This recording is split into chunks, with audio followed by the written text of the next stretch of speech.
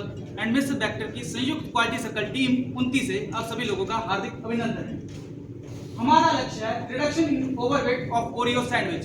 आइए मैं आपको अपनी टीम से इंट्रोड्यूस करवाता हूँ। मैं हूँ शिवकर यादव, टीम लीडर।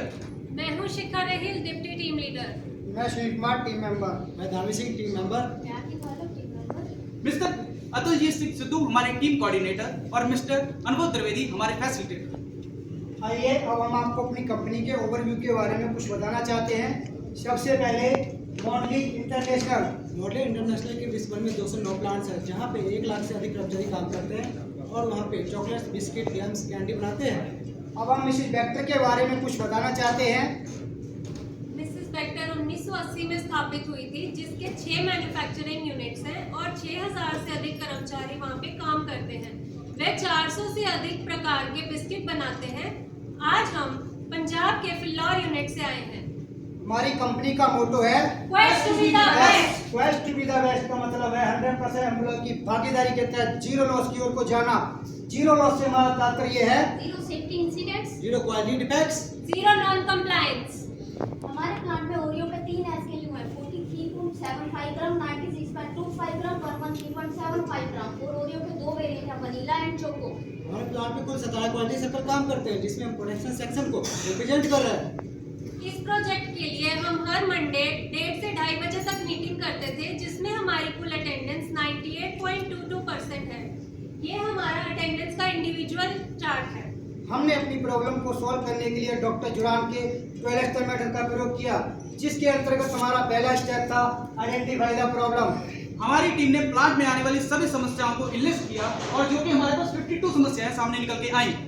अपने अगले स्टेप में हमने आने वाली इन सभी समस्याओं को A, B और C कैटेगरी में कैटेगराइज किया। ए टाइप की समस्या वो समस्या जो हमारी टीम सॉल्व करती है, बी टाइप की समस्या वो समस्या जो हमें दूसरों से हेल्प लेना पड़ता है, सी टाइप की समस्या वो समस्या जो हमें टॉप मैनेजमेंट का परमिशन लेना पड़ता है।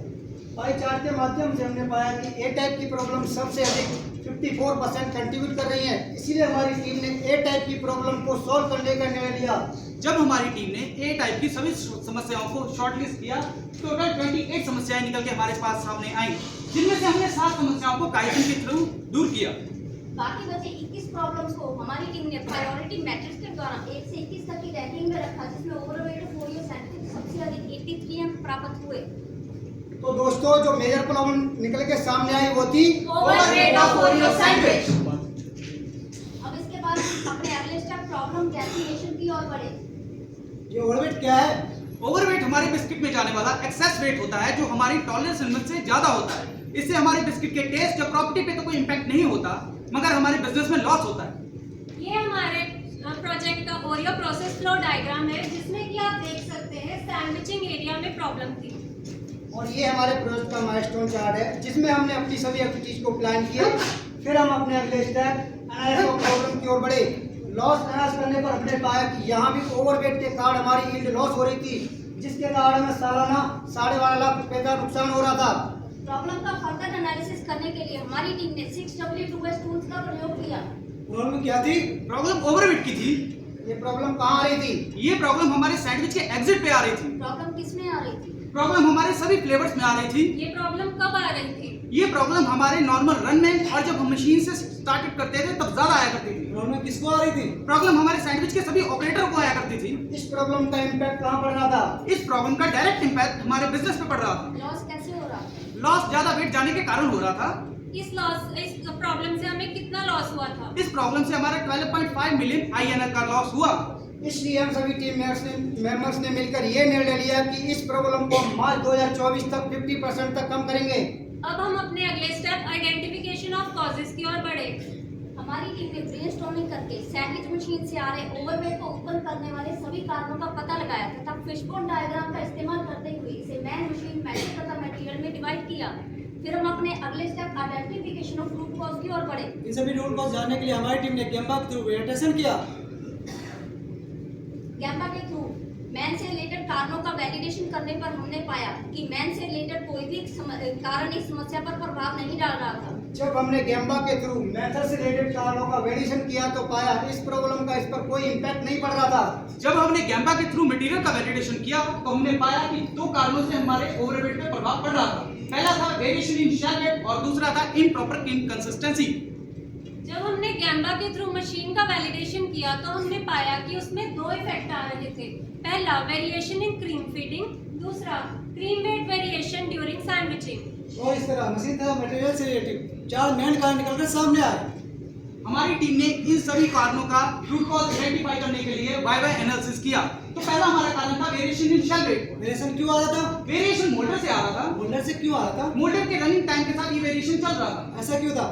ऐसा इसलिए था कि मोल्डर की नाइफ जो है वो सेट नहीं थी, नाइफ सेट क्यों नहीं थी? क्योंकि उसकी फ्रीक्वेंसी डिफाइन नहीं थी। हमारा दूसरा कारण इम्प्रॉपर क्रीम कंसिस्टेंसी का था, ऐसा क्यों था?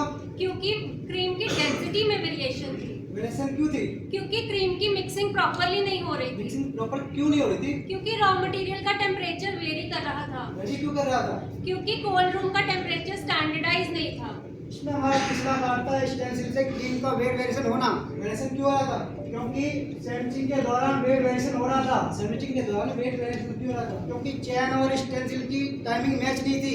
टाइमिंग मैच क्यों नहीं थी? क्योंकि सेल और स्टेंसिल का कांटेक्ट टाइम कम था। कांटेक्ट टाइम कम क्यों था? क्योंकि स्टेंसिल की स्पीड ज्यादा चल रही थी। स्टेंसिल की स्पीड ज्यादा क्यों चल रही थी? क्योंकि स्टेंसिल में 3 नॉट 120 डिग्री पर रोटेशन कर रहे थे। हमारा जो चौथा मेन कारण निकल करके सामने आया वो था क्रीम फीडिंग में वेरिएशन का आना। वेरिएशन क्यों आ रहा था? वेरिएशन हॉपर के कारण आ रहा था, ऊपर काम क्यों आ रहा था? क्योंकि हॉपर में क्रीम के पंप का प्रेशर वेरी कर रहा था, पंप में प्रेशर वेरी क्यों कर रहा था? क्योंकि हॉपर में क्रीम का जो लेवल था वो प्रॉपर नहीं था। लेवल प्रॉपर क्यों नहीं था? हॉपर में क्रीम के लेवल के स्टैंडर्डाइज ना होने के कारण फिर हम अपने अगले step analysis of root cause की ओर बढ़े। हमारा पहला कारण था मोल्डर नाइफ की सेटिंग की फ्रीक्वेंसी डिफाइन ना होना। जब हमने एनालिसिस किया तो हमने पाया कि मोल्डर